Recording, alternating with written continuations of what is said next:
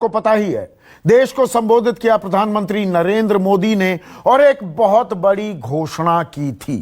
घोषणा ये कि इस संकट काल में, कोरोना के इस संक्रमण काल में देश की अर्थव्यवस्था को, इसके चक्के को चालू करने के लिए, देश को आत्मनिर्भर बनाने के लिए एक अभियान चलाया जाएगा और सरकार 20 लाख करोड़, जी हां 20 लाख करोड़ रुपए का राहत पैकेज देगी देश की अर्थव्यवस्था को गति देने के लिए।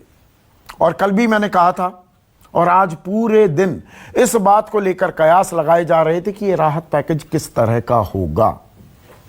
आरबीआई के जरिए पैसे दे दिए जाएंगे, हमारी मॉनेटरी पॉलिसी यानी कि मौद्रिक नीति के जरिए पैसे दिए जाएंगे क्या, या सरकार अपने राजकोषीय मेजर्स, फिस्कल मेजर्स के जरिए ये राहत हमें आपको देने वाली है। और मैं लगातार ये मेंटेन कर रहा था, devil lies in the detail की बात सामने आने दो, और बात सामने भी आई। आज शाम 4 बजे देश की वित्त मंत्री निर्मला सीतारमण अपने सहयोगी एमओएस अनुराग ठाकुर के साथ मीडिया से मुखातिब हुई और राहत पैकेज की पहली किश्त, पहली कड़ी की घोषणा कर दी। 15 मेजर्स सरकार ने अनाउंस किए हैं और इनमें सबसे बड़ा जो ऐलान किया है सरकार ने वो ये कि एमएसएमई सेक्टर, जो लघु सूक्ष्म उद्योग जो हैं हमारे, जिसमें 11 करोड़ लोग नौकरियां करते हैं, 6 करोड़ इकाइयां हैं, उन्हें 3 लाख करोड़ का राहत पैकेज दिया जाएगा। बिना किसी कोलैटरल यानी कि बिना किसी गारंटी के लोन दिया जाएगा, सरकार गारंटी देगी। यानी कि वो दिक्कत में हैं, अब उन्हें एक बूस्टर डोज मिलेगी 3 लाख करोड़ की। इसके अलावा टीडीएस में छूट दी गई है, ईपीएफ में जो छूट चल रही थी 12%, जिनकी 15,000 से नीचे की तनख्वाह है वो दोनों सरकार दे रही थी पिछले 3 महीने से, आगे 3 महीने और सरकार देगी। टीडीएस में छूट दी गई है, 25% की छूट है। डिस्कॉम्स को, जो बिजली वितरण कंपनियां हैं, उन्हें 90,000 करोड़ का राहत पैकेज की घोषणा की गई है। तो अब सिलसिला शुरू हो गया है। लेकिन क्या यह महज जुबानी जमा खर्च है? क्या इससे हमारी जेब में पैसे आएंगे, या यह एक बुक कीपिंग एक्सरसाइज है? इन तमाम पहलुओं पर अगले आधे घंटे हम चर्चा करेंगे। लेकिन इस बीच विपक्ष भी हमलावर हो गया है। विपक्ष कहता है कि गरीबों के खाते में कोई सीधे पैसे नहीं आ रहे हैं, सरकार गरीबों की, मजदूरों की अनदेखी कर रही है। तो सुनिए अनुराग ठाकुर ने क्या अहम घोषणाओं का ब्यौरा दिया सरकार ने जो की हैं, और विपक्ष कैसे हमलावर हुआ। देखिए कि collateral free automatic loan 3 lakh crore रुपए का मध्यम, सूक्ष्म, लघु, कुटीर और गृह उद्योग को मिलेगा। ईपीएफ जो है, प्रोविडेंट फंड जो है, वो 12%, जो कर्मचारी उसका भी और जो नौकरी देने वाला उसका भी 12% भारत सरकार देगी। और ये पहले 3 महीनों के लिए हमने किया था, जिसकी भुगतान कर भी दिया गया पहले 2 महीनों के लिए, और इसको अगले 3 महीने और बढ़ा दिया जाएगा। इसका प्रावधान भी जून, जुलाई और अगस्त के लिए कर दिया गया है। 5 लाख तक के रिफंड 14 लाख से ज्यादा लोगों को अब तक वापस कर दिए गए थे। उसके अलावा जो उससे ऊपर वाले, उसकी भी प्रक्रिया शुरू, और बहुत सारे लोगों को वो भी वापस कर दिए गए हैं। और उन 11 करोड़ लोगों का क्या होगा जिनकी तनख्वाह अब 2 से 3 महीने से नहीं मिली, क्योंकि इस राहत पैकेज में उन 11 करोड़ कर्मियों की चर्चा तक नहीं की गई। जनता की जेब में पैसा डालने का प्रावधान कहां है? इस पूरे पैकेज में आम जनमानस या छोटी इकाइयों को सीधा 1 रुपया हासिल नहीं होगा। तो ऐसे में उनको गति और प्रगति कैसे प्रदान हो पाएगी? तो हम इस पूरे पैकेज की अब पूरा विश्लेषण करने वाले हैं। सबसे बड़ा सवाल यह है कि 20 लाख करोड़ की थैली से आपको, मुझको, हम सबको क्या मिला? और मोदी का लॉकडाउन बजट खोलेगा अर्थव्यवस्था का ताला। दरअसल ये एक मिनी बजट भी है। चर्चा में मेरे साथ बीजेपी के राष्ट्रीय प्रवक्ता नरेंद्र तनेजा, कांग्रेस की राष्ट्रीय प्रवक्ता सुप्रिया श्रीनेट और नरेंद्र तनेजा और सुप्रिया श्रीनेट दोनों अर्थव्यवस्था को भली भांति समझते हैं। सुप्रिया तो बाकायदा एक वरिष्ठ पत्रकार रही हैं, इकोनॉमी को लगातार ट्रैक किया है। इसके अलावा जाने माने अर्थशास्त्री विजय सरदाना मेरे साथ हैं और स्वराज इंडिया के संस्थापक योगेंद्र यादव मेरे साथ हैं। डेटा, नंबर्स, फिगर्स इनसे बेहतर बहुत ही कम लोग जानते हैं इस देश में। तो मेरा सवाल बड़ा सीधा, बड़ी घोषणा है और इस बाबत मैंने कल ही यह जानकारी दी थी अपने कार्यक्रम में भी नरेंद्र तनेजा की 3 लाख करोड़ का एक बेल आउट पैकेज आ सकता है। तो ये 3 लाख करोड़ जो दिए जा रहे हैं और इसमें अब सरकार गारंटी देगी, कोलैटरल होगा, किसी तरह की कोई शर्त नहीं होगी, ऑटोमेटिक आपको 3 लाख करोड़ मिल जाएंगे। तो ये 3 लाख करोड़ ये बैंकों में जो पहले से ही पैसे पड़े हैं वही दिए जाएंगे या सरकार राजकोषीय एक प्रयास के जरिए, फिस्कल मेजर के जरिए ये पैसे मुहैया कराएगी? देखिए, आवाज एको हो रही है थोड़ा जी, मैं करवाता हूं।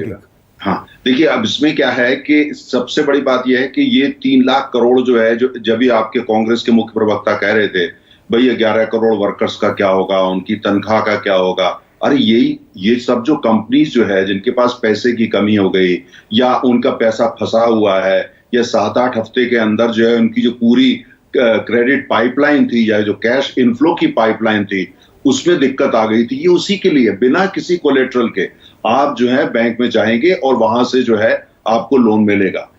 पहली बात, आपने ये प्रश्न, बैंक जो है हमारे तमाम बैंक की सामर्थ्य है कि वो आकर के इस तरह का लोन दे सकें। और दूसरी तरफ अगर मान लिया कोई बैंक ये कहता है कि वो सामर्थ्य नहीं है तो रिजर्व बैंक वहां पे हैगा और सरकार वहां पे हैगी, जो भी व्यवस्था जो सरकार ने गारंटी की बात करी है वो गारंटी पूरी करी जाएगी। अच्छा, दूसरा आपने ये कहा कि भाई इसके अंदर खाली मॉनिटरी होगा या जिस चीज की भी आवश्यकता होगी सरकार ने जितने वायदे करे हैं वो पैसा मुहैया कराया जाएगा। नरेंद्र तनेजा, देखिए ये सवाल मैंने इसलिए पूछा, देखिए मैंने ये सवाल किस लिए पूछा, मैं ये आपको समझा दूं।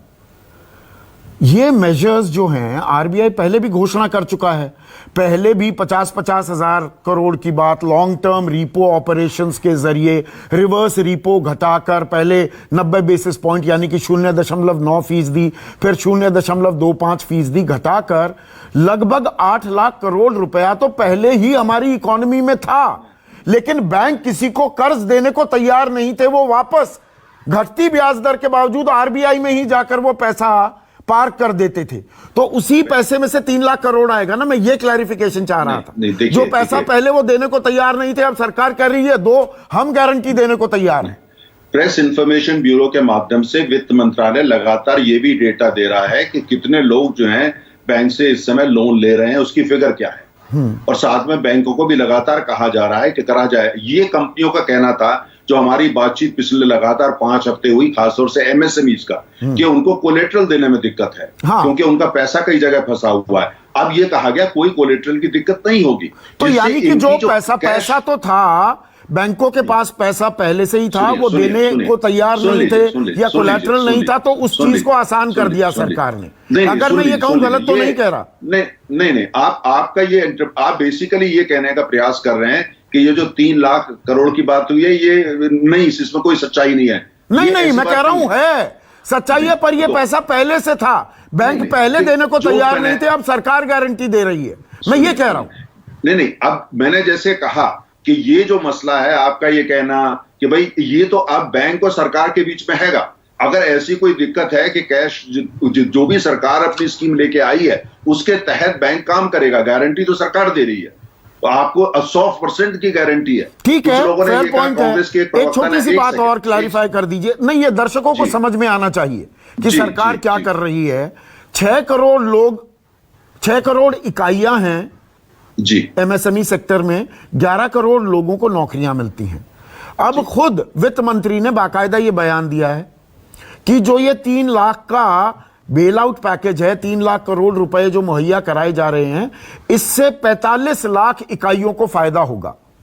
तो बाकी 5,45,000 जो इकाई हैं उनका क्या होगा?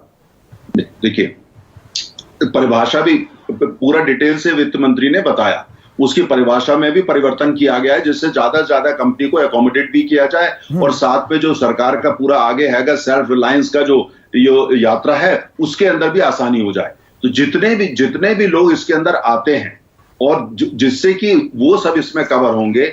इसके अलावा जो भी और चीजें, आप थोड़ा इंतजार करिए, आज अनाउंसमेंट हुए हैं, मैं बिल्कुल इंतजार करने को तैयार। 2-3 दिन में और अनाउंसमेंट होंगे। हमारा मैं अभी फाइनल कमेंट दे ही नहीं रहा हूं नरेंद्र तनेजा, बिल्कुल फाइनल कमेंट नहीं है। और ये बड़ा कदम उठाया है सरकार ने, मैं ये मानते हुए आपसे सवाल पूछ रहा हूं। संदीप जी एक लाइन। हाँ। संदीप जी मेरा ये कहना है कि ये पूरी स्थिति का बहुत अच्छी तरह अध्ययन कर करके मकसद क्या है कि कोई भी व्यक्ति जो कारखाने में काम करता है या जो कहीं पे किसी तरह अपना नौकरी कर रहा है या वो सेल्फ एम्प्लॉयड है, किसी का जहां पे, इसलिए क्योंकि कोरोना वायरस से जो थोड़ा स्लो डाउन हुआ या उसका नुकसान हुआ, सरकार और देश मिलकर के उसकी कैसे ऐसे कर सके जिससे उसका जीवन जो है बात समझ में आ गई। सुप्रिया श्रीनेट स्क्रीन पर। सुप्रिया, सरकार अगर पैसे दे रही है, पहले इसी बात को लेकर तो आप सरकार पर हमला करते थे कि भाई अमेरिका ने इतना दे दिया, यूके ने, स्पेन ने, इटली ने 10-10, 15-15, 20-20% अपनी जीडीपी का दे दिया। अब सरकार पैसे दे भी रही है तो आप कहते हैं, आप बाल की खाल निकालने लगते हैं कि नहीं ये 3 लाख करोड़ तो दिए, पर 11 करोड़ जो कर्मचारी हैं और जो लोग बेरोजगार हो रहे हैं उनकी सैलरी कहां से आएंगी? ये निटपिकिंग कर रहे हैं क्या आप सुप्रिया? नहीं, बिल्कुल भी नहीं संदीप जी। और मेरा ये मानना है कि इस घोषणा में जो आज घोषणा करी गई, जो कल प्रधानमंत्री जी ने करी थी, एक बहुत बड़ा अंतर है। प्रधानमंत्री जी ने कल कहा 20 लाख करोड़ 2020 में, ये मैं और आप दोनों जानते हैं, उसमें से ऑलरेडी 9.74 लाख करोड़ का अनाउंसमेंट हो चुका था। उन्होंने कहा भी कि आरबीआई ने जो मेजर्स लिए हैं और जो सेंट्रल गवर्नमेंट ने लिया है वो इसमें इंक्लूडेड है। तो अब बात बची करीब करीब 10.25 लाख करोड़ की। आज वित्त मंत्री ने करीब करीब 6 लाख करोड़ का, मैंने गिना 6 लाख करोड़ के करीब आ रहा है, 6 लाख करोड़ का पैकेज घोषित किया वित्त और मैं 1 मिनट सुप्रिया, लेकिन 1 मिनट सुप्रिया, 1 मिनट दर्शकों की सहूलियत के लिए 1 मिनट सुप्रिया, जब हम 6 लाख कहते हैं, देखिए 3 लाख करोड़ तो एमएसएमई को, 20,000 स्ट्रेस्ड यानी कि तनाव में जो एमएसएमई है, 3,20,000 हो गया, 50,000 crore fund of fund create किया गया है, 3,70,000 करोड़ हो गया। उसके बाद 2,500 करोड़ ईपीएफ में, तो 3,72,500 हो गया, 6,700 करोड़ ईपीएफ में एक और प्रावधान, 3,80,000 करोड़ हो गया।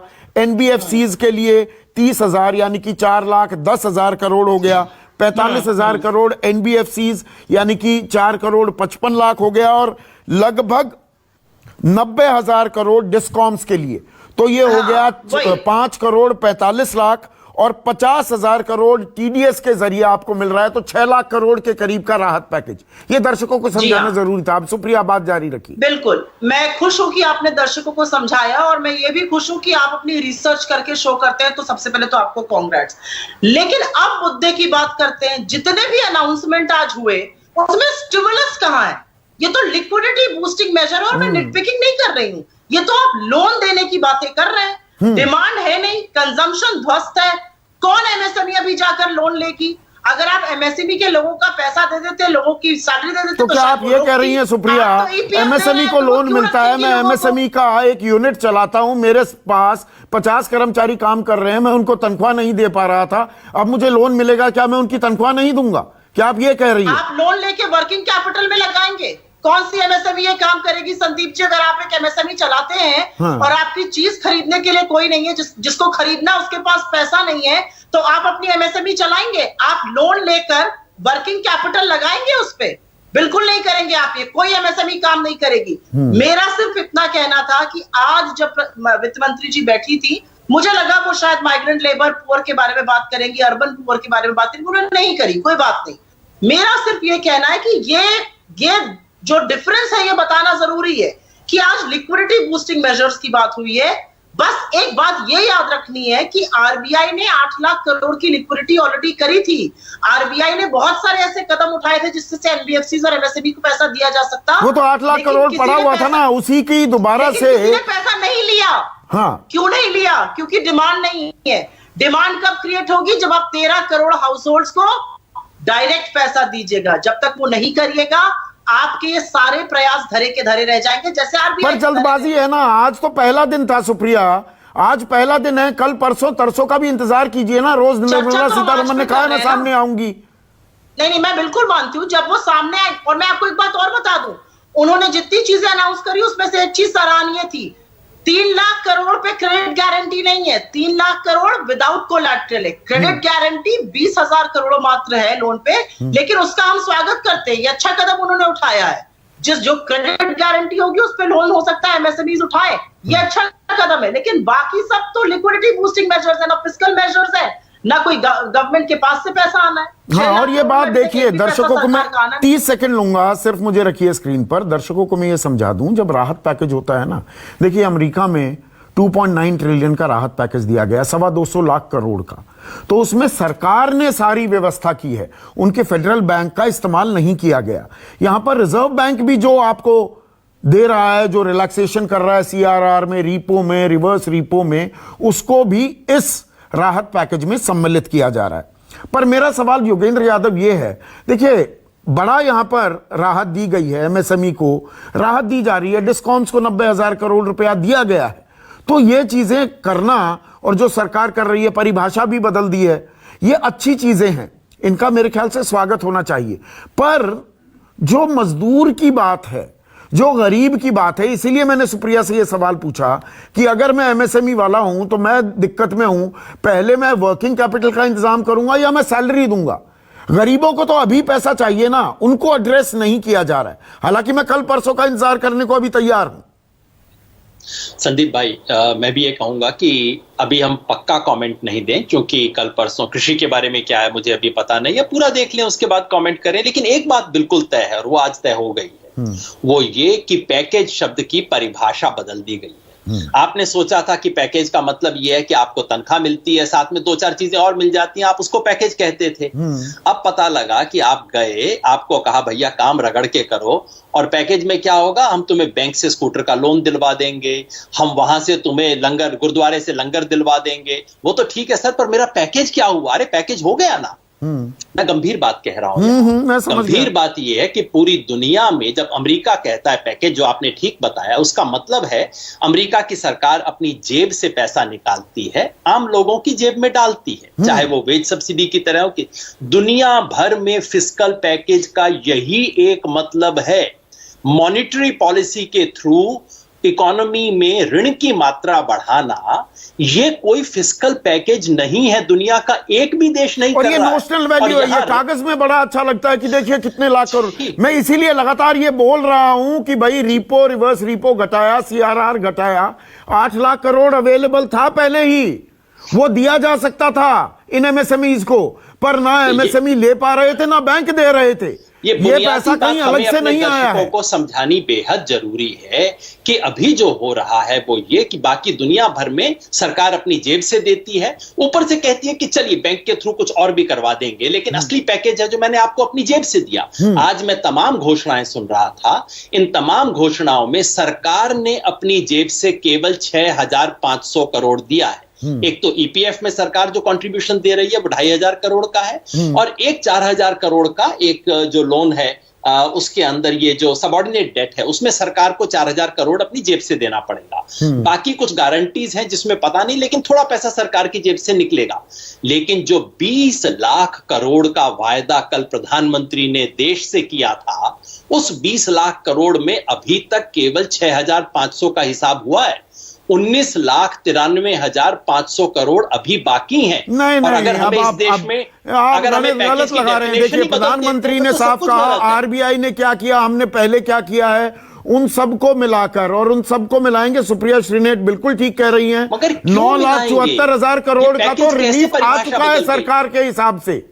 ये पैकेज कैसे परिभाषा बदल गई संदीप भाई, मुझे बताइए। हिंदुस्तान ने कब से नई इकोनॉमिक्स पैदा कर दी इस दुनिया के अंदर, और अगर कर दी तो फिर हम ये क्यों कह रहे हैं 10% जीडीपी जैसे अमेरिका ने 10% किया है? फिर हम दुनिया से तुलना बंद कर दें कि भाई हमारी इकोनॉमिक्स अलग है, हमारी परिभाषा अलग है, हम अपनी जेब से कुछ नहीं देंगे। आपको मैंने नौकरी दी, आप एसी रूम में बैठे हैं, ये आपका पैकेज है। गुरुद्वारे में आपके लिए लंच मैंने अरेंज करवा दिया है, ये आपका पैकेज है। आपको स्कूटर की मैं ऋण दिलवा दे रहा हूं, आप कह रहे हैं कि सीधा जेब में जाना चाहिए, पर विजय सरदाना देखिए सीधा जेब में, सरकार के पास पैसे भी नहीं है।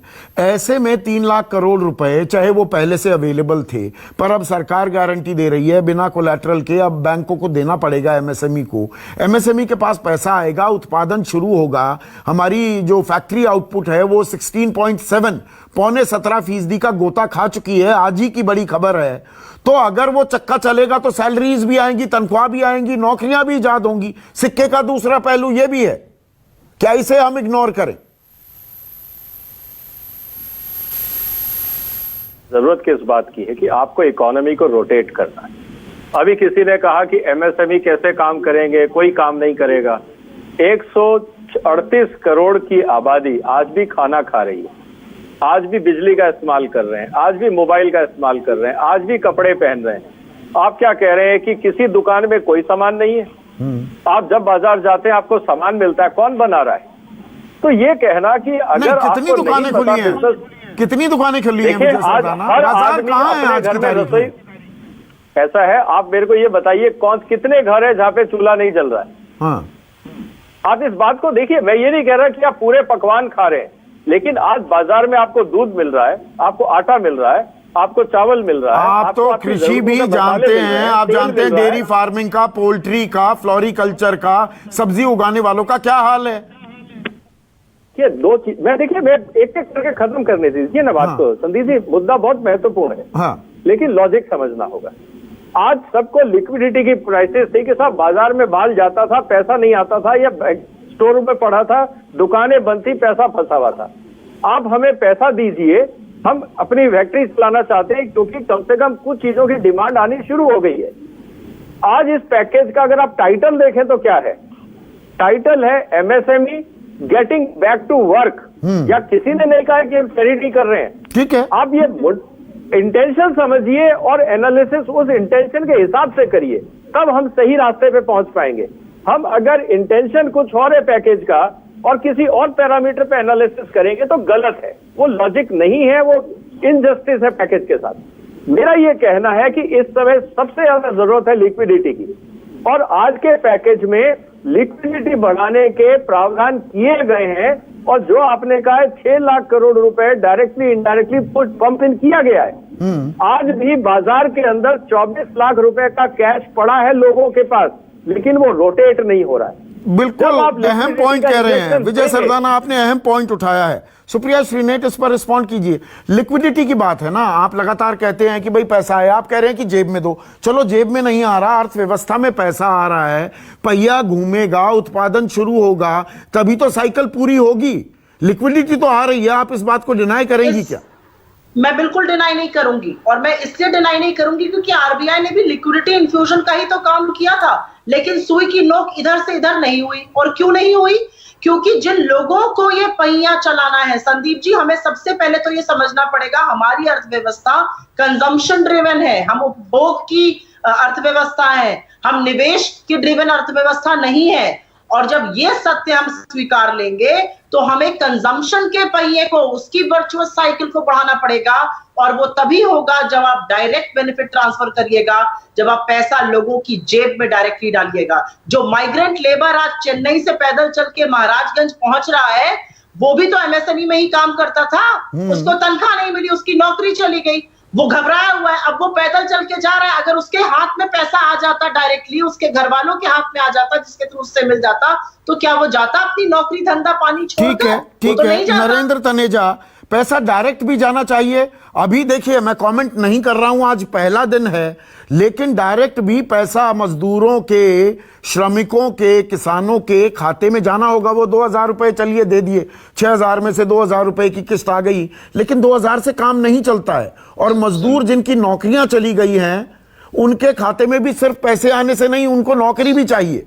इन चीजों का भी ख्याल रखना होगा, लेकिन पहला दिन है, ये जानते हुए पूछ रहा हूं मैं ये सवाल। सुनिए, थोड़ा समय दीजिए। हाँ, देखिए, अर्थशास्त्र एक का होता है, योगेश यादव जी पूरे सम्मान से कहता हूं, वो उनका स्कूल ऑफ इकोनॉमिक्स जो है वो किस देश में चलाया जाता है, कहां चलता है, हमको नहीं पता है। अगर वो स्कैंडिनेविया की बात करते हैं, मैं उनसे बहस करने को तैयार हूं। मैं 9 साल वहां रहा हूं। स्कैंडिनेवियन मॉडल मेरे से अच्छा वो नहीं जानते, मैं चुनौती दे रहा हूं इस बात की। अच्छा, दूसरी बात ये होती है कि जो बात कांग्रेस का जो हैगा, Rahul Gandhi school of economics है, कि इस हिसाब से होना चाहिए सब। उनका मॉडल सिर्फ ये है कि जनरेट कौन करेगा इसकी बात नहीं है, दे दो, ये दे दो, वो दे दो। प्रश्न इस बात का बिल्कुल सही है, हम आपसे सहमत हैं, और हम उन्हीं के लिए काम कर रहे हैं। 61 करोड़ लोग जिनको डायरेक्ट बेनिफिट, आप थोड़ा इंतजार करिए, हम वही कर रहे हैं। दूसरा जो माइग्रेंट लेबर की जो सड़क पे आ गए, क्योंकि मध्य प्रदेश हो या कहीं की भी राज्य सरकारें हो, उन्होंने उसको ठीक तरह नहीं देखा, अपनी जिम्मेदारी नहीं निभाई। इससे जाहिर है हमारी संवेदना उनके साथ है। टोटल 10 लाख लोग हैं वो, जिसमें से 5 लाख लोग अपने घर पहुंच चुके हैं। डेटा की बात कर रहा हूं, आपको डेटा को चुनौती दीजिए, जरूर दीजिए, मैं उस पर बहस करने को। टोटल 10 लाख लोग हैं, है ना, 24 करोड़ में से, उसमें से 4,90,000 अपने अपने घर पहुंच चुके हैं। अच्छा, दूसरी बात यह होती है, नहीं, आप गलत फिगर्स दे रहे हैं। अभी वक्त कम है, पर मैं इस पर पूरी विस्तृत डिबेट करने को तैयार हूं। बिहार में ही 28 लाख लोग रजिस्टर किया कि हम अलग अलग राज्यों में हमें बुलाइए। 28 लाख तो सिर्फ बिहार के थे, तो 10 लाख की फिगर मत बताइए नरेंद्र। संदीप जी सुनिए, हाँ, अब मैं उनकी बात कर रहा हूं जिनके बारे में यह कहा जा रहा है उनको किसी ने अटेंड नहीं करा। हाँ। किसी भी तरीके से किसी ने भी उनको अटेंड नहीं करा है। मैं उनकी बात कर रहा हूं। अच्छा, दूसरी ये बात है कि आज जो हम एसएमईज का बुलाए हैं, सुरजेवाला साहब ने ये कहा 11 करोड़ लोग जो है इनका क्या होगा। अरे जब कंपनियों के पास पैसा आ जाएगा, एसएमईज जो है, मैं खुद एक एसएमईज के अंदर हूं, मैं 2 दफे सीईओ भी रह चुका हूं, एसएमईज का ही रह चुका हूं। जब पैसा मेरे पास आ रहा है, सबसे पहले मुझे अपने कर्मचारी रखने हैं या नहीं रखने हैं, मैं उनको नहीं देखूंगा। इसी बात को कॉन्टेस्ट भी कर रही है सुप्रिया श्रीनेत। लेकिन आखिरी सवाल योगेंद्र यादव, योगेंद्र यादव के साथ कनेक्शन कट गया है। लास्ट कमेंट सुप्रिया श्रीनेत, अभी आप अग्रेसिव हो रही हैं, आक्रामक हो रही है कांग्रेस, अभी वेट करना चाहिए, पूरा जो स्टिमुलस है उसका इंतजार नहीं करना चाहिए क्या? नहीं, बिल्कुल इंतजार करना चाहिए। और मैं आपको एक बात और भी बता दूं संदीप जी, अगर सरकार ने कुछ बड़ा काम किया गरीबों के लिए और वनरेबल सेक्शंस के लिए और माइग्रेंट लेबर के लिए, उनकी तकलीफों के लिए कुछ काम किया, तो मैं सबसे अग्रिम पंक्ति में खड़ी होकर उनका धन्यवाद अदा करूंगी और ताली भी बजाऊंगी। लेकिन प्रायोरिटी अभी तक जो दिख रही है वो ये है कि वो प्रायोरिटी लिस्ट में ही नहीं है। प्रधानमंत्री जी कल 35 मिनट की स्पीच में एक बार तो संवेदना व्यक्त कर देते माइग्रेंट लेबर के लिए, जो प्रवासी श्रमिक चल चल के मरे जा रहे हैं। 50 लोग अभी तक मर चुके हैं। तो अभी देखना होगा, पहली किस्त आई है सरकार की तरफ से राहत की, लेकिन 14 करोड़ लोग बेरोजगार भी हुए हैं, मजदूर बहुत परेशान हैं, खाने के वांदे हो रखे हैं। तो उनके लिए क्या आता है उसका हम अभी इंतजार कर रहे हैं, फाइनल कमेंट नहीं हम दे रहे हैं। आज के लिए, अभी के लिए बस इतना ही। नमस्कार।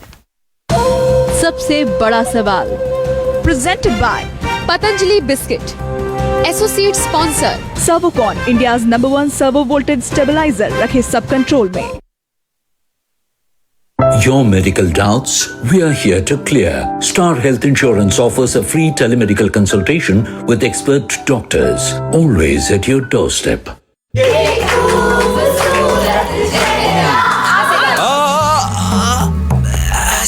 नींबू पानी लेगा? अरे कोई अजवाइन लाओ। ये सब छोड़ो।